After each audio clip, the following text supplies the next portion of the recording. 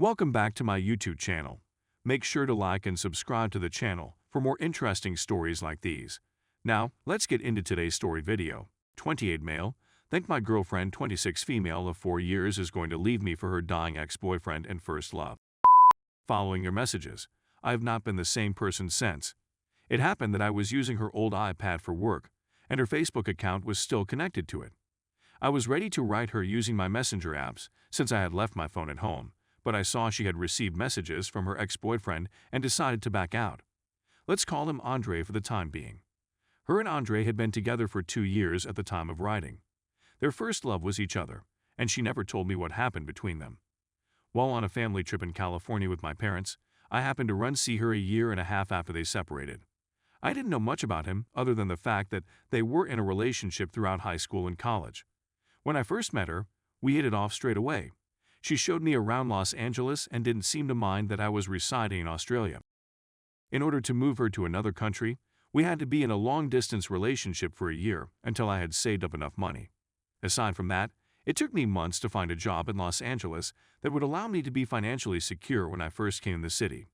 We're still going strong 3 years after we first started. As a result, I reasoned. When I clicked on their chat, I saw the kiss and love emoticons right away and was intrigued. It was at that point that I realized what was going on. I won't go into details, but one message stood out to me. She said that she would be leaving me for a few months to care for him.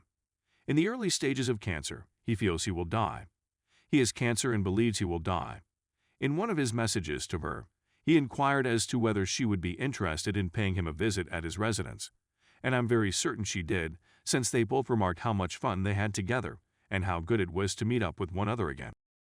My discovery of the truth took place a week ago this week. She had no clue that I was aware of this, or that I took her old iPad out of its box and read their messages for 2 days without her knowledge. She has absolutely no idea what she is talking about. Despite the fact that she feels everything is okay between us, I went to uncontrollably for a long time and do bodily harm to myself. I don't have any friends in Los Angeles. They've all gone home and are content with their own lives. I don't want to talk about it with anybody, since it makes me feel sick to my stomach just thinking about it. When it comes down to it, I believe she never really cared for me, and I'm still trying to accept this. I'm at a loss on what to do in this situation. After writing my resignation letter for work, I notified my parents that I would be going home in the following several weeks, if not sooner. When I was very enraged, I performed both of these things. I just need guidance on how to continue. I don't want to talk about it with her since it's embarrassing.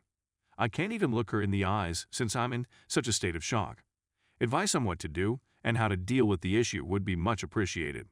Now that she's at work, I'm considering leaving while she's there. Update 1. I ultimately informed my girlfriend about the situation, and she is now my ex-girlfriend. Lots of things happened in a short period of time, many of which I had not imagined happening at all. As soon as she walked through the door of our apartment, I could tell she was going to cry. It hurt to see her in such a vulnerable state, since I didn't want to put her in that position. The fact that none of this was my fault was something I had to remind myself of all the time. When we finally sat down, there were many tears. In my mind, I anticipated to be angry and enraged, and to be shouting at her the whole time, but instead I was pleasantly surprised. I told her that I had seen the messages and explained how I had ended up going through their whole conversation with the text in hand. She justified her actions by telling herself that she felt bad for him and that she didn't know how to say no to him since they had such a lengthy history together. Then I told her that we had a far longer family history than they did, and she seemed surprised. I was there for her when she was at her lowest point, and I assisted her in getting back on her feet. She admitted to having had more than 3 encounters with him in the past. I had a strong feeling it was going to happen, but hearing her confirm it was devastating. I couldn't stop myself from weeping excessively at that point. Because my thoughts were rushing, I can't recollect some details of what happened. Even now, this is still the case. I remember telling her that I was done, that whatever we were going through was over. The woman knelt in front of me and pleaded with me to forgive her. I don't think I'll ever be able to do so. People that deceive me anger me greatly. By that point, I'd finished packing around 1/3 of my possessions. I assume she is content with him if she can treat me like way. After I posted my first post, I received a message from a Redditor who gave me a place to stay. We were just about 15 minutes away from his place, which he picked me up and dropped me off at ours. Besides that, he'll aid me in selling a large number of my items that I won't be able to transport back home, as well as in assembling all of my possessions in my apartment. We both agreed that he would not be identified in this post. The fact that I shared myself with this group, rather than keeping it to myself, has made me happy. Please accept my thanks on behalf of everyone else who has given me a position. It's nearly 3 a.m., and I'm just as sad as I've always been, but I'm trying my best to get through it. I sent my resignation letter to my employer this morning. Everyone in my family is now aware of my predicament and has offered to provide a helping hand. I want to return to my hometown as soon as possible. Please get in touch with me if you happen to live in or near Chapel Hill, Australia. America, thank you for everything, but it's time to return home. Edit. It is not because I have been dumped that I am crying this time. Rather, it is because I have realized that there is a whole world out there that is really concerned about my well-being. I can't believe I ever contemplated self-harm as a means of escaping the misery I was experiencing. I am astounded and delighted to be a part of this community. In fact, Anthony and his wife, who happened to be the Redditor that helped me, have declared this to be the best thing that has ever happened to them. I may have lost a girlfriend and potential marriage, but I gained a swarm of new acquaintances, some of whom will become lifelong companions. I'm feeling better overall, save from one little inconvenience. It's still strange that she's no longer there, but what can a man do? She came to a choice, and I came to a decision. The next morning, I awakened to messages from her family begging me not to rush things and that she's naive and makes mistakes just like the rest of us. Although it's a pity that I won't be able to see her family for a lengthy period of time, they were very lovely people.